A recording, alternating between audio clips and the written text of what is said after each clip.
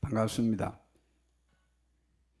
제가 오늘 설교를 준비하기 위해서 요즘 이제 AI라고 그러죠.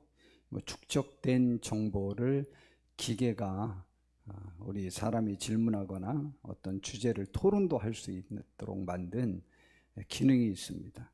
그 중에 이제 대표적인 것들이 전번에 그 바둑을 알파고라고 하는 그 기계와 그 기능과 우리 사람과 했는데, 사람이 우리나라 누가 한 번 이겼지 그 외에는 다 졌습니다. 이기지는 못했거든요.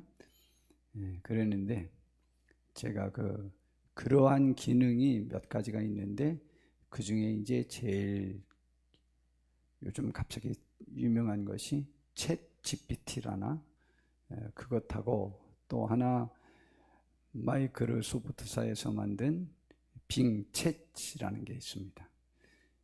제가 이제 설교할 때나 다른 예화를 인용하고 할 때 거기에 도움을 많이 받아보려고 처음으로 한번 좀 제가 사용해 봤습니다. 그 중에 빙 챗이라는 곳에 제가 오늘 설교할 내용들을 좀 검색하기 위해서 살펴봤습니다. 그래서 제일 품질 좋은 생수의 조건은 무엇입니까? 라고 이렇게 내가 물어봤어요. 그랬더니 바로 조금 있다 답이 쭉 나오더라고요. 그리고 그 창의적인 답변, 또 표준적인, 편향적이지 않고 표준적 답변, 주관적인 답변, 이렇게 세 가지로 분류해서 하는데, 제가 표준으로 그냥 했습니다. 편향되지 않은 것. 그런데 거기에 이렇게 나와 있습니다. 제일 첫 번째가 깨끗한 수원지에서 취수한 물. 첫 번째 제일 중요한 것이 본래 깨끗한 물을 얻어야 된답니다. 두 번째, 최근 병입된 물. 근데 그 물이 너무 이렇게 오랫동안 담아놨던 그 시간이 너무 지난 것은 별로 안 좋다는 거죠. 그리고 보관 재질에 관해서 꼭 나오더라고요. 유리병에 보관된 물. 아주 이것을 꼭 넣더라고요. 그래서 이게 제일 좋은 생수다. 그러면서 이제 또 창의적인 더 여러 가지 것 중에 미네랄이 이런 말이 많이 나오는데, 일단 이 세 가지가 기본이에요. 본래 그 물 자체가 좋아야 된다. 그리고 보관이 오래되지 않은 것. 그 다음에 병에 보관을 해야 한다. 그래야 이제 변질되지 않는다는 거예요. 유리병에 보관해요. 제가 또 좀 질문한 것이 있어요. 오늘 설교할 때 우리 제일 가치 있는 걸 우리가 추구하기 위해서 무엇을 우리가 추구해야 되겠는가라고 하는 것을 설교하기 위해서 한 것이니까, 이 세상에서 가장 가치 있는 것은 무엇입니까? 라고 그랬더니 그건 답이 아주 더 금방 나오더라고요. 그것은 사람의 생명입니다. 라고 이렇게 나오더라고요. 사람의 생명이 이 세상에서 제일 귀하죠. 하지만 이 이외에도 가치는 인식에 따라 다양하게 정의될 수 있습니다. 그러나 기본적으로 인류가 가장 가치 있게 생각하는 것은 생명이라는 것이죠. 생명을 잃으면 돈이 많든 어떻든 명예가 있든 권력이 있든 아무 소용이 없다는 것이죠. 생명이 첫 번째다라는 것이죠. 그래서 제가 이제 오늘 생수 설명을 해야 되니까, 그래서 우리나라의 그 어떤 산에 굉장히 좋은 옹달샘이 있었다는 옛 이야기가 있잖아요. 그래서 그 젊어지는 샘물이 어디에서 어떻게 구할 수 있나 하고 한번 물어봤더니, 젊어지는 샘물은 무엇입니까? 라고 했더니, 젊어지는 샘물은 전래동화 중 하나입니다. 이야기에서는 할아버지가 옹담샘물을 마시고 젊은이를 변하는 것을 다루고 있습니다. 하지만 실제로 젊어지는 샘물이라는 것은 없습니다. 라고 말합니다. 젊어지는 샘물은 없는데 살아나는 샘물은 있다고 성경에서는 가르쳐주고 있습니다. 자, 에스겔 선지자에게 하나님이 한 번은 한 골짜기로 영적으로 인도한 거예요. 그 몸이 직접 간 게 아니에요. 환상 중에 봤다고 해도 괜찮죠. 한 골짜기로 그를 인도합니다. 그리고는 그 골짜기에 가봤더니 완전히 말라 비틀어진 뼈, 해골들이 그 골짜기에 가득 찼습니다. 근데 하나님이 물어보셨어요. 야, 인자야, 저게 살 수 있겠냐? 그랬더니 하나님이 아시지 제가 어떻게 압니까? 라고 했더니 그러냐? 그러면은 너는 내가 가르쳐주는 대로 말하라. 그래서 뼈들아 전부 붙어라. 그리고 살이 붙어라. 그리고 거기에 생기가 들어가라고 외쳐라. 그랬더니 차례대로 전부 했더니 아니 그냥 마른 해골이죠. 해골 골짜기죠. 그냥 마른 뼈들이 수없이 많았는데 뭐 수십만이죠. 그것이 전부 살아나더니 이스라엘의 큰 군대가 되었어요.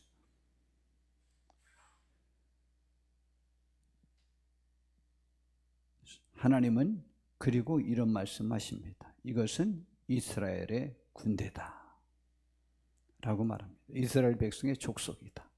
지금 에스겔 선지자는 어느 때 활동하던 사람이었냐면 유대 민족이 바벨론의 포로로 잡혀가서 어려움을 겪고 있을 때 그들에게 가서 희망의 메시지를 전했던 선지자입니다.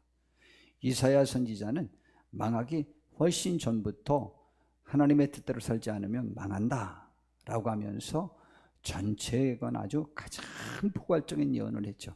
에레미야 선지자는 망한 다음에 망하기 바로 직전과 망한 다음에 고통을 당하면서 이스라엘 백성들에게 위로와 책망의 말을 전했던 사람이 에레미야 선지자고, 에스겔 선지자는 특별히 그 이후에 좌절스러운 그들에게 소망의 메시지를 많이 전한 사람입니다. 근데 바로 이스라엘 백성들이 그렇게 살아서 돌아오리라 라는 그러한 예언이었습니다. 그래서 내가 또 내 영을 너희 속에 두어 너희가 살아나게 하고 내가 너희를 너희 고국 땅에 두리니 나 여호와가 이 일을 말하고 이런 줄을 너희가 알리라. 결국 이렇게 말한 대로 그들은 살아나서 다시 이제 애굽으로 유다 민족 자기 땅으로 돌아올 것에 대한 예언이죠. 예, 하나님이 말씀하심에 마른 해골이 살아나게 됐죠. 이게 이제 에스겔 37장 이야기인데 47장에 보니까 오늘 본문을 이해하게 하는 좋은 말씀이 나옵니다. 또 환상 중에 하나님이 에스겔 선지자를 만납니다. 근데 성전으로 이끌었는데 성전이 성소에서 물이 흘러나오는 거예요.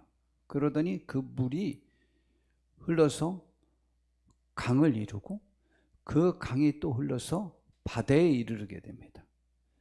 그런데 그 차고 넘칠 때마다 에스겔 선지자가 그것을 다 보게 만듭니다. 그리고 그 강가로 그 물이 흘러가는 지역이 어떻게 변하는지를 보여줬습니다. 근데 강가로 돌아가게 하셔서 들어가서 이렇게 봤더니 강 좌우편에 나무가 심이 많았습니다.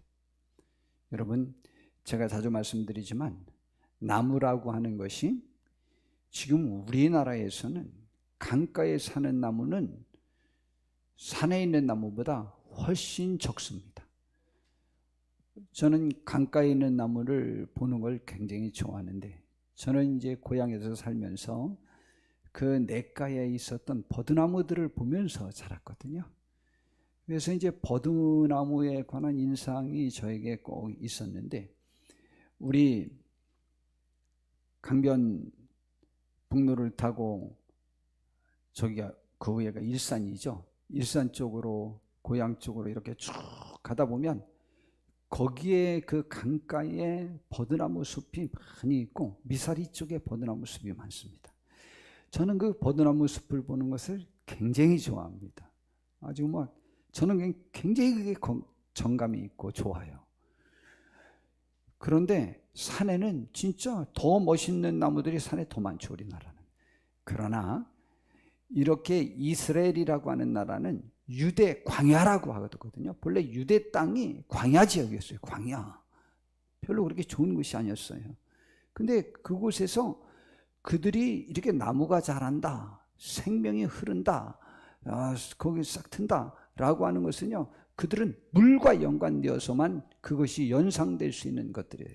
그래서 제가 뭐 자주 말하는데 좀 미국은 딱 한 번밖에 안 가봤는데 좌우지간 캘리포니아에서 어딘가가 갔어요. 그랜드 캐년이라는 곳을 갔는데 하루 종일 달려갔는데 이야, 그 황야의 무법지대 옛날에 그 영화에 나오는 그 황야가 거기에 있더라고요. 광야가 사막과는 다르더라고. 사막은 모래가 있는 곳이지만은 황야는 일반 이런 흙인데 비가 안 와가지고 완전히 나무와 풀 하나도 없는 곳들이에요. 그게 그냥 하루 종일 달리는데 그거 계속 있는 거예요. 야, 온도는 얼마나 높은데 또 나무가 없어요. 지금 이 상상이 안 되는 거예요. 저는 그런 그 넓은 그런 광야를 저는 처음 가봤으니까 다른 데는 더 큰 데도 있겠죠. 저는 이제 처음 가봤는데 저는 이제 농사 짓는 것에 관심이 있는 사람이기 때문에 그게 굉장히 그런 것들에 예민해요. 예민한데 가다가 갑자기 나무들이 쫙 나타납니다. 영락 없어요. 거기에는 물이 있는 곳이에요. 물이 있는 곳만 풀이 있고 나무가 있어요. 그런데 여기 강가에 전부 나무가 있다는 거죠. 이거는요, 거기에 생명이 살아 역사한다는 거예요. 이 물이 모든 것을 살리는 거예요. 그런데 그것이 이제 강물이 이루는 곳마다 바닷물도 되살아나요. 그리고 번성하는 모든 생물이 살고 고기가 또 힘이 많아요. 그리고 그 물이 흘러 들어가므로 바닷물이 되살아나고 이 강이 이르는 각처에 있는 모든 것이 살고 이 강가에 어부가 서요. 이 풍요로움이죠. 모든 것을 다 살리죠. 그 물이. 이게 생수죠. 근데 죽은 물은 그렇게 하지 못합니다. 또 강가에 강 좌우가에는 각종 먹을과 실나무가 자라서 이야, 제가 어제 금식하는데 평생 거의 어제처럼 오래도 안 했어요. 저 사실은 할 게 굉장히 많은데 이제 봐서 이제 다음 주에 어쩌면 또 할 건데요.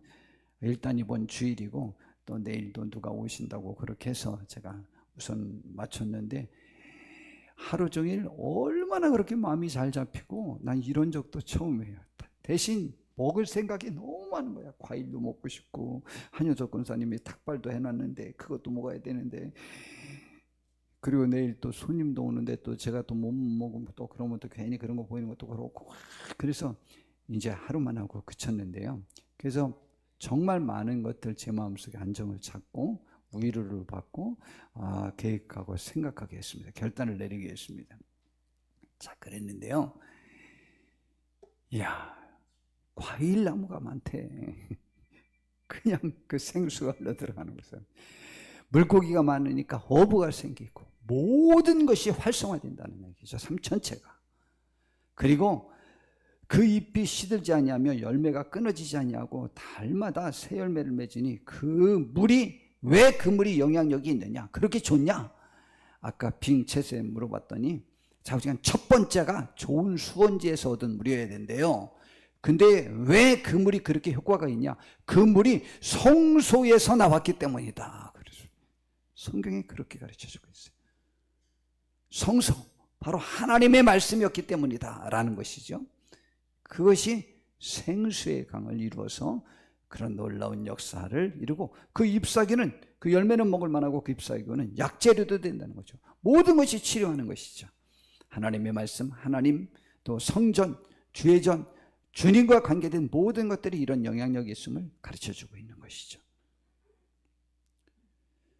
하나님이 천지를 창조하셨을 때의 세상의 상태가 뭐라고 가르쳐 주느냐면 창세기 1장 2절에 보니까 땅이 혼돈하고 공허하며 흑암이 깊음 위에 있고 하나님의 영을 수면 위에 운행하셨어요.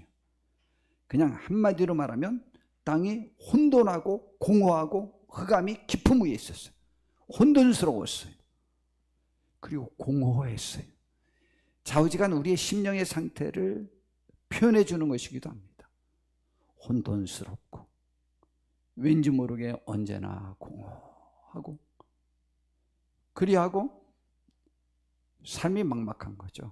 흑암이 혼돈되고 공허하고 흑암, 적막과 두려움과 공포와 미래에 막막함만 있는, 삶의 현실에 막막함만 있는 어두운 그 심령 속에도 정돈되고 빛이 있고 활력이 있고 생산성 있는 그러한 삶을 살 수 있는 것을 하나님의 말씀으로 말미암아 가능하게 하셨어요.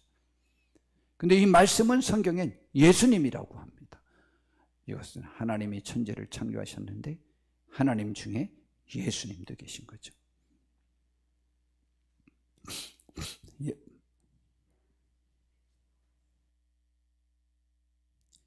예수님이 한 번은 수가성이라는 곳을 가셨습니다. 거기에서 전에 남편이 5이나 있었던 삶에 지치고 자기 자신을 미워하고 마음은 비어있고 대인관계에 두려움이 있어서 깊이 증상을 보이고 있는 그런 한 여인을 만납니다. 그 여인을 만났을 때 그 여인이 예수님과 대화를 시작됐는데 예수님이 이런 말씀하셨어요. 네가 나를 몰라서 그렇지 네가 나를 알았더라면 나에게 생수를 달라고 했을 것이다. 그리고 그 생수를 내가 너에게 주었을 것인데 내가 주는 생수는 이 물과 다르게 이 물을 마시는 사람은 누구나 다시 목마를 수 있겠지만 내가 주는 물을 마시는 물은 영원히 목마르지 아니할 것이다.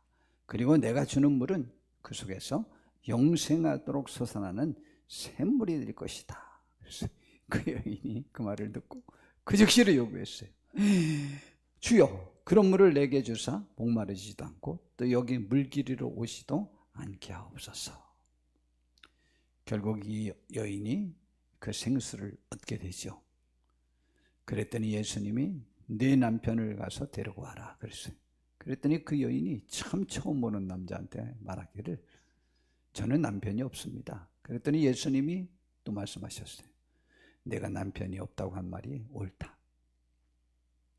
내가 전에 남편 5이나 있었고 지금도 살고 있는 6번째 남자도 사실은 남편이라고 하기 어렵다 라는 말이죠.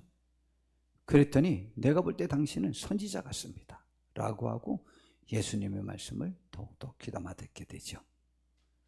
결국 이 여인이 동네로 가서 동네 사람들에게 자기 삶을 모두 마친 사람이 있는데 내가 보기에 이 사람이 메시아 같다. 그러니 나와서 들어봐라. 그래서 동네 사람들이 다 나와서 예수님의 말씀을 듣고 자기 동네로 모시고 와서 이것을 묵으면서 우리를 가르쳐달라고 해서 이틀이나 묵으면서 예수님의 말씀을 듣고 나중에 그들이 말하기를 여인아 처음에는 우리가 내 말을 듣고 이분을 믿었지만 이제 우리가 이분의 말씀을 듣고 이분을 믿게 되었다라고 말합니다. 그 여인의 삶은 사람을 기피하고 아는 사람을 만나기 싫어하고 혼자의 삶을 살며 방황되고 안정되지 못하고 미래가 불확실하고 지금 어떤 남자랑 살고 있는데 남편이라고도 할 수 없고 할 수 없겠죠. 곧 또다시 헤어질 것이라는 부담감이 불안감이 그를 지배할 것 아니겠습니까? 이 여인의 삶이 예수님을 만남으로 인해서 그가 얼마나 이제 삶의 활력을 찾았는지 자기가 부끄러워했던 과거를요 전도의 소재로 사용하잖아요. 그러니까 치유됐다는 거죠. 그 짧은 시간에. 이것이 예수님이에요. 하나님의 말씀의 효력이에요. 이것이 예수님이 말씀하시는 생수의 효력이에요. 제가 아는 우리 교단에 한 목사님이 있습니다. 아주 오래전에 돌아가셨는데 제가 참 싫어하는 목사님입니다.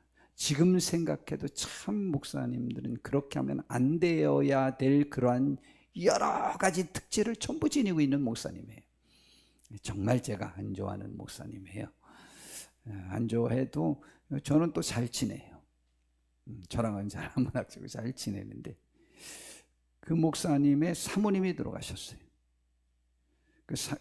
먼저 사모님은 잘 기억이 안 났는데 잘 예쁘지 않았던 것 같아요. 근데 얼마 후에 제가 볼 때 별로 안 좋아하는 목사님인데 예쁜 사모님과 재혼을 했어요. 그래서 이제 재혼을 해서 이제 한 몇 해 지났는데 우리 목사님들 모임 중에서 한 목사님이 이런 말씀을 하셨어요. 목사님, 새장가 들어서 좋겠어요 라고 말했어요. 그랬더니 그 말이 끝나기가 무섭게 야이 뭐야 하면서 확 하면서 내가 당신 부인 죽고, 와, 내가 너무 싫어하는 목사님인데 그 말씀 하시는데 괜찮아 보이더라고. 그 목사님이 갑자기 괜찮아 보여요. 오, 정 목사님이 그래도 저런 말씀을 다 하시네. 하여튼 제 생전에 제일 쓸모 있는 말씀을 하신 것 같아요. 여러분, 그게 복이라고요? 새장가 들어서 좋을 것 같다고요? 물론 그래서 좋을 경우도 있겠지요. 많은 인류 역사를 살펴볼 때 그것이 축복과 행복은 아닙니다. 그래서 사마리아 여인이, 수가성 여인이 많은 그 경험은 그를 불행하게 만드는 거지 그를 행복하게 만들진 못합니다. 생수는 언제나 마르지 않는, 자기를 시원케 하고 즐겁게 하고 행복하게 하고 활력 있게 만들고 자신감 있게 만들고 생명력 있게 만드는 것을 갖다 생수라고 말합니다. 그런데 그 축복은 바로 주님께서, 하나님의 말씀이 성전에서 선포되는 것들로 인하여 주어질 것을 말씀하신 거죠.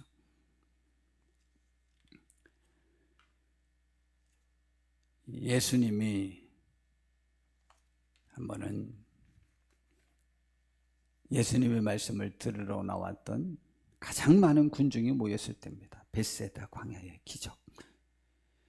아침부터 저녁까지 말씀을 듣느냐고 그들이 굶주려서 배고파했어요. 근데 예수님께서는요, 그들에게 무엇인가 먹이고 싶어 하셨어요.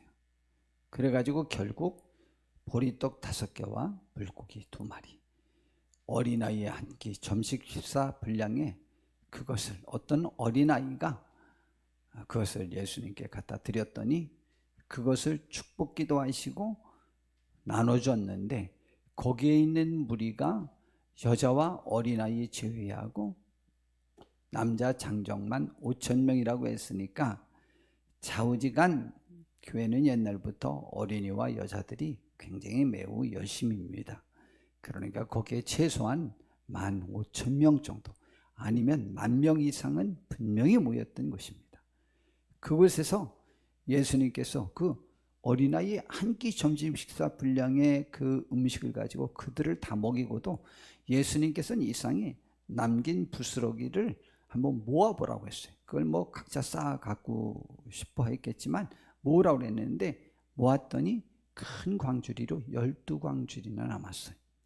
이 이적을 행한 다음에 그 유대인들이 예수님이 본래 오기로 약속했던 메시아는 모세가 애굽에서 이스라엘 백성들을 인도해서 이스라엘 백성의 지도자가 되었던 것처럼 모세가 예언하기를 나중에 나 같은 메시아, 기름 부음 받은 자를 세울 건데 너희들이 나와 함께 있을 때는 말을 안 들어서 광야에서 다 죽었던 것처럼 그러지 말고 그의 말은 꼭 들어서 생명의 길로 가길 바란다 라고 했어요. 그것이 메시아 사상이에요. 그런데 메시아 사상이 계속 그 다음에 예언으로 확장되어져서 메시아의 왕국은 영원할 것이라고 말하니까 지금 로마로부터 압제당하고 있었던 유대인들은 이분이 메시아니까 로마에서 우리를 해방시키고 이스라엘 나라의 왕국을 영원토록 세울 수 있는, 든든하게 세울 수 있는 그 메시아일 것이다 라고 생각해서 예수님을 왕으로 삼으려고 했어요. 이제 예수님이 이제 그들을 다 흩으시고 제자들도 흩고 혼자 있다가 이제 그들이 못 찾아오도록 다른 데로 옮겨서 또 말씀을 전했어요. 근데 그냥 소문을 듣고 또 그들이 또 찾아왔어요. 찾아와서 그들이 하는 말이 아이고 선생님 여기 계셨습니까? 오래 찾았습니다. 막 그랬더니 예수님이 참 예수님이 어느 부분은 직선적이시죠? 예, 직선적인데 예수님이 직선적이라고 해서 우리들의 삶 속에서 남의 잘못을 직선적으로 지적하는 분은 성령의 강한 역사와 특별한 어떠한 관계의 여러 가지 것들을 살펴서 합리적인 직선이었다면 모르지만 대체적으로 직선적인 말은 그 직선적인 말에 능숙한 사람은 자연스러운 사람은 그분의 인격이 잘못됐고 그분이 편협된 사람이며 하여튼 명심하셔야 돼요. 그분이 지금 고립된 사람이기 때문에 이제 자기가 더 건질 것도 없고 지킬 것도 없으니까 그러니까 막 나가는 행동이에요. 교회에선 그러시면 안 됩니다. 부부는 그러셔서는 안 됩니다. 나와 관계된 모든 사람들과 그렇게 하셔서는 안 됩니다.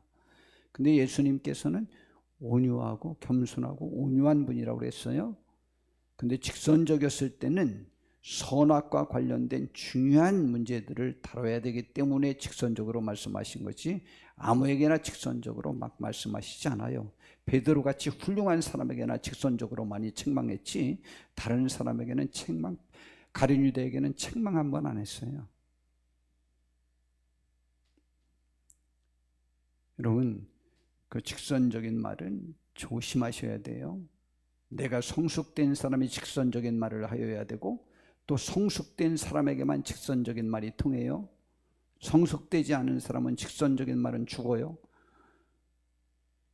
그러니까 조심하는 우리 교회가 되었으면 좋겠는데 좌우지간 그들에게 야 너희들이 나를 이렇게 쫓아온 것은 내가 그러한 기적을 행했기 때문에 나를 쫓아온 것이 아니고 굳이 말하면 내가 하나님께로부터 온 사람이라는 것이 믿어져서 또 말씀을 좀 들으려고 온 것이 아니고 나를 따르려고 온 것이 아니고 나의 가르침을 받으려고 온 것이 아니고 한 끼 식사를 내서 배불렀기 때문이라는 것이죠.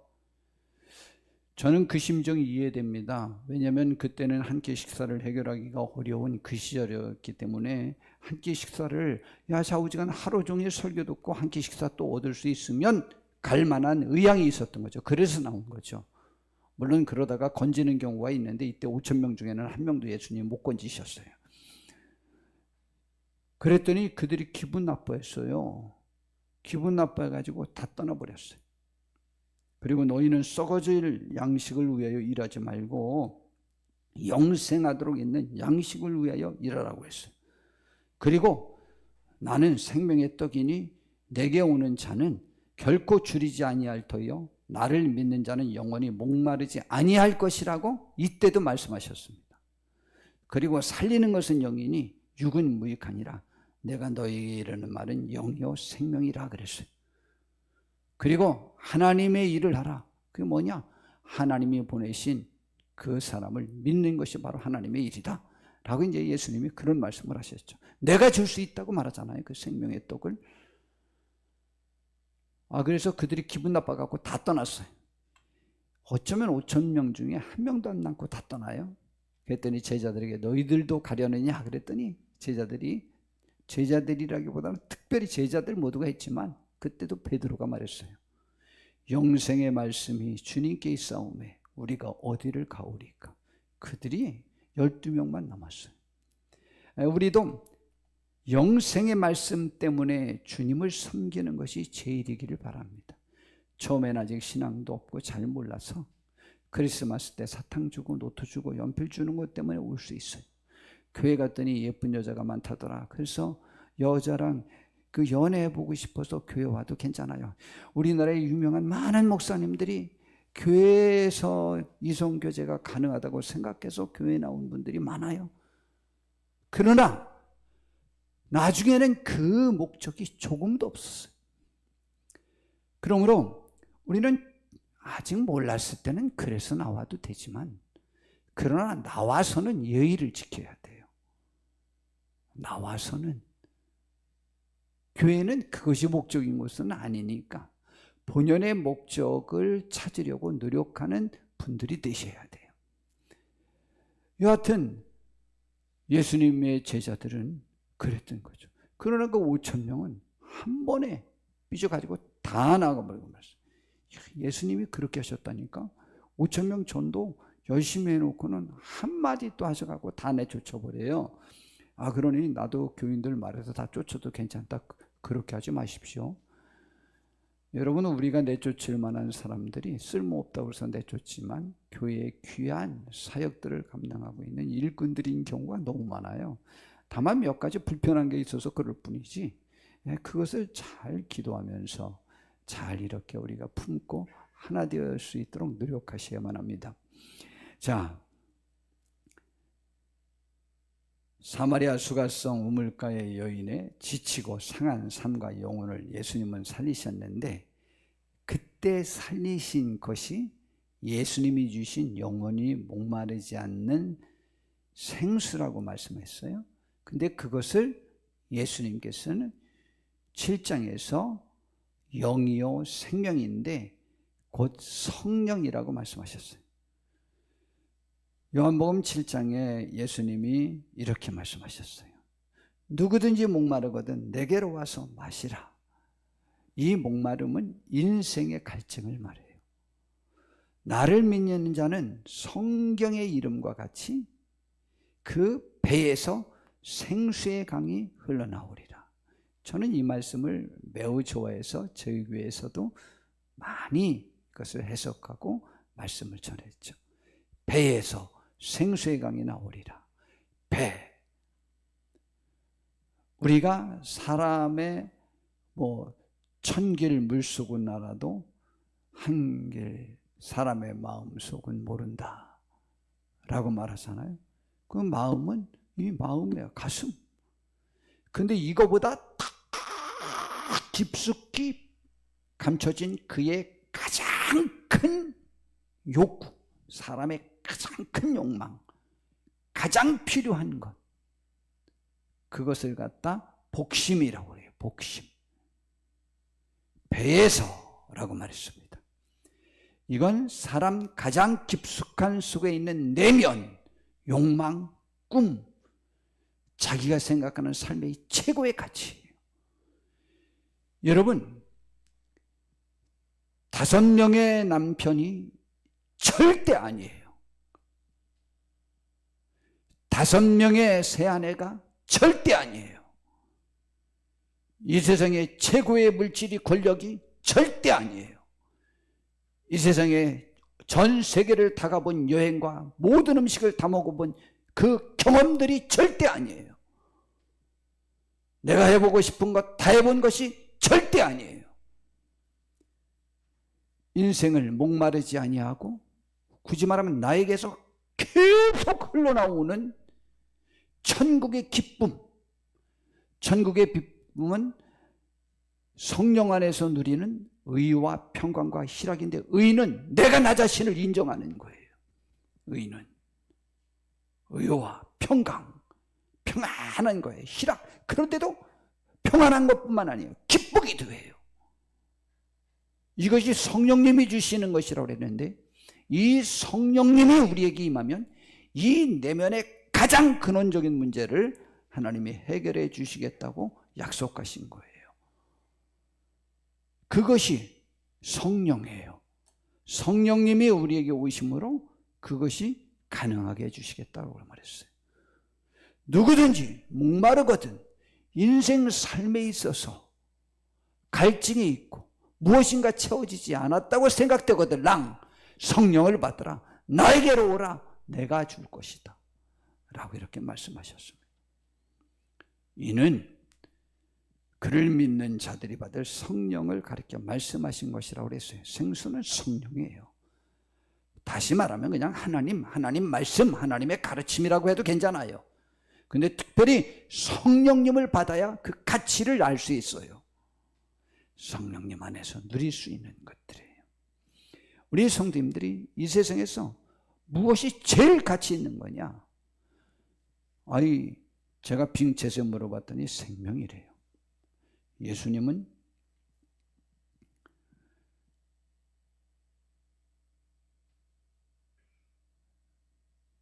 나사로가 죽었을 때 마리아가 와서 막달라 마리아와 이렇게, 아니 그 막달라가 아니지, 그 마리아와 마르다 자매가 있었잖아요. 그들이 예수님이 여기 계셨더라면 죽지 않았을 것인데 안 계셔서 죽었습니다 라고 말했습니다. 그랬더니 예수님이 나는 부활이요 생명이니 나를 믿는 자는 죽어도 살겠고 무릇 살아서 나를 믿는 자는 영원히 죽지 아니할 것이라고 말했어요. 가장 귀중한 생명을 얻게 합니다.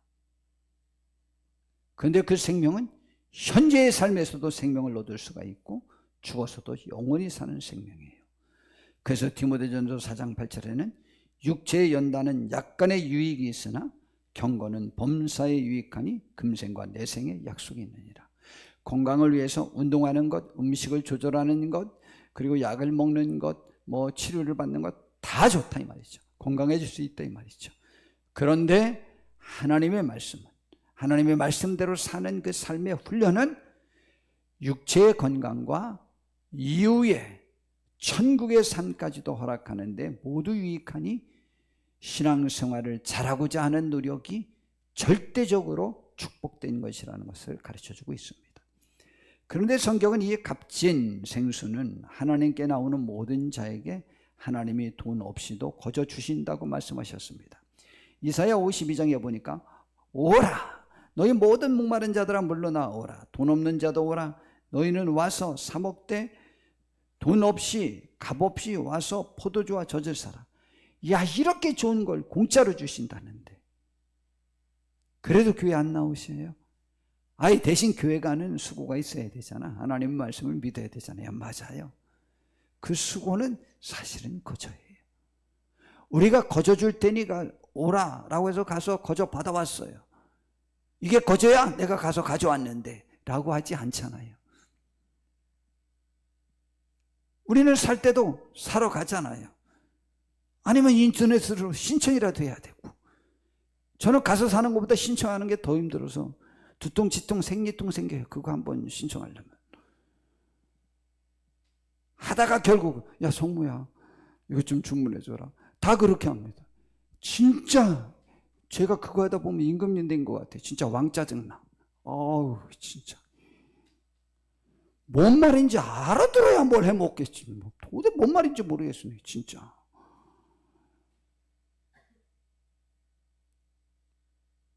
근데 거저라고 하는 거예요. 거저. 그것도 돈 안 주고 그렇게 왕짜증 내면서 사면 그걸 거저 얻었다고 해요. 거저. 너희가 어찌하여 양식 아닌 것을 위해 은을 달아주며 배부르게 하지 못할 것을 위해 수고하느냐. 내게 듣고 들을지어다. 그리하면 너희가 좋은 것을 먹을 것이며 너희 자신들이 기름진 것으로 즐거움을 얻으리라. 너희는 귀를 기울이고 내게로 나와 들으라. 그리하면 너희의 영혼도 또 살리라. 내가 너희를 위해 영원한 언약을 맺으리니 곧 다윗에게 허락한 확실한 은혜라고 이렇게 말씀하셨습니다. 오늘 이 시간 교회에서 이 가장 품질 좋은 우리의 삶을 살리고 또 우리의 영혼을 살고 생명을 허락하는 귀한 이 생수 성령님, 하나님, 예수님을 전하는 이 말씀을 우리가 받으셔서 하나님이 우리가 누리기를 원하시는 그 본래의 축복을 누리시는 은혜가 다 있기를 진심으로 바랍니다. 기도하겠습니다. 주님, 오늘 이 시간 우리가 이렇게 주님께 나와서 주의 말씀을 들었습니다. 영원히 목마르지 않게 하고 우리를 살릴 수 있는 그 생수, 예수님이 주시는 성령을 받고 우리가 구원함을 받고 삶의 활력을 누리고 내가 나를 인정하며 나의 가장 깊숙한 소원이